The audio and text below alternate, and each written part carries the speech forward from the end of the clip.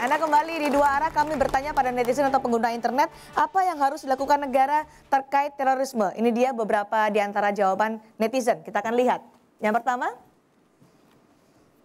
tindakan intoleransi, diskriminasi merupakan cikal bakal radikalisme yang berbuah terorisme. Tindak tegas dulu dari akar-akarnya. Itu disampaikan oleh @jj_yosefa. Selanjutnya ada lagi pendapat dari netizen.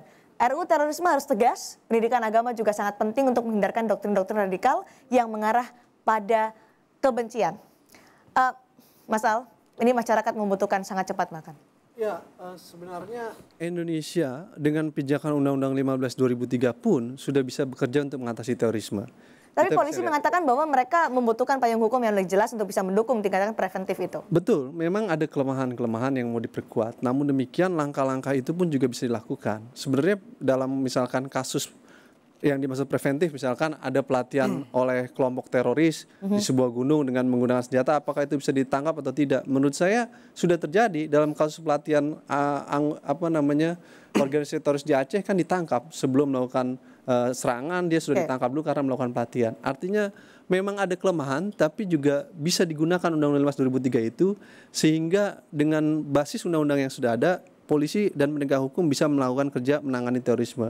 Meski kemudian terdapat kelemahan yang itu harus dibahas secara lebih rinci supaya nanti tidak menimbulkan penafsiran-penafsiran yang akan membuat terjadinya abuse of power atau penyalahgunaan kekuasaan. Meskipun pihak kepolisian menyatakan cepatlah ini selesai revisi undang-undang anti terorisme karena mereka butuh payung hukum lebih jelas. Sebenarnya bisa cepat jika dan kalau beberapa masukan-masukan dan pandangan itu diakomodasi. Sebetulnya kalau kita lihat masyarakat kan sebetulnya kita berada pada pemikiran yang sama bahwa ada sebuah akar daripada hanya sekedar sebuah tindakan teror, yaitu tadi radikalisme, dan ada sebuah penelitian memang mengatakan ada sebuah transformasi dari tindakan intoleran menjadi radikal dan menjadi terorisme, meskipun tidak harus selalu begitu. Gitu. Artinya penindakan itu cuma di ujung dan tidak ada gunanya kalau kita tidak melakukan yang di awalnya ini, dan itu bukan hanya kerjaan penindakan. Dan itu harus diakomodir juga ya. Dan bisa dilakukan tanpa ada undang-undang anti terorisme, Pak Bobi. Jadi kita ini ingin membuat undang-undang yang memerangi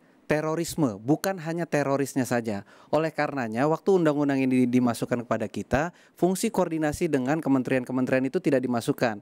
Misalkan, akar radikalisasi itu adalah ketimpangan sosial. Bagaimana Kementerian Sosial bisa meresponnya? Karena ideologi, bagaimana Kemenak bisa meresponnya, dan bagaimana di kementerian-kementerian lain, pendidikan contohnya, bagaimana mengkoordinasikannya. Nah, ini yang belum ada di dalam usulan di pemerintah. Kami di Pansus ini kita mencoba meramu dan memformulasikan fungsi koordinasi dalam hal deradikalisasi. Pak Arsul, kapan ini akan selesai RUU anti terorisme ini? Ya, mudah-mudahan dengan doa restu dari seluruh rakyat Indonesia itu bisa kita selesaikan di bulan September ya. Bulan September. Iya. Masih sekitar 4 bulan lagi. 2 masa sidang lah, masa sidang sekarang sama masa sidang yang akan datang. Dan satu hal lagi jangan lupa, di luar soal penindakan pencegahan, satu topik besar di RUU terorisme ini juga soal rehabilitasi. Bagaimana negara hadir lebih nyata terhadap korban-korban terorisme, khususnya yang terkait dengan biaya perawatan dan pemulihan. Sekarang sudah selesai berapa persen? Draft RUU dari 115 DMI itu kami sampai dengan sore ini telah menyelesaikan 70 ya. 70. Apa harapan dari Mas Al soal revisi undang-undang anti terorisme ini? Pertama, kami menganggap bahwa negara memang perlu hadir dalam mengatasi terorisme. Revisi Undang-Undang 15 2003 hanyalah salah satu instrumen dari upaya mengatasi terorisme. Karena Undang-Undang 15 2003 dan revisinya bukanlah jawaban dari semua langkah negara untuk mengatasi terorisme.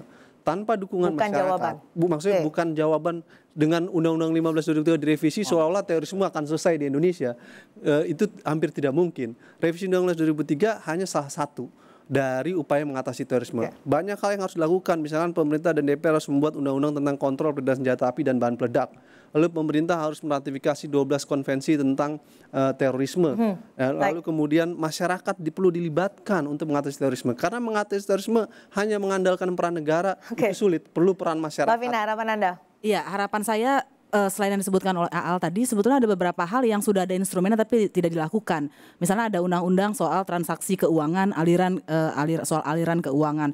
Kita tahu bahwa berbagai aksi teror itu tidak bisa ada kalau tidak ada sumber dananya, gitu. Termasuk juga soal radikalisme yang bisa menjadi teror meskipun tidak selalu. Ya, negara masih banyak sekali yang bisa dilakukan tanpa menunggu undang-undang anti terorisme ada instrumen lainnya ya. Baik, tapi kita tetap tunggu bagaimana nanti bergulirnya revisi undang-undang anti terorisme yang bergulir di DPR karena sudah 1 tahun ya Pak. Masyarakat juga pasti menunggu, pemerintah bahkan Presiden Jokowi juga mendesak. Terakhir Pak Bobi bisa Anda sampaikan. Jadi itu yang kita inginkan, kita ingin membuat undang-undang ini berkualitas dan juga bisa diterima masyarakat. Contohnya disampaikan tadi masalah misalkan mengundang PPATK. Ya. Di undang-undang ini Pansus itu berhasil memformulasikan, karena kita juga memanggil PPATK untuk mendapatkan masukan, bukan hanya uang aliran yang dicurigai masuk ke teroris. Baik. Untuk menanggulangi terorisnya pun akan diawasi uangnya.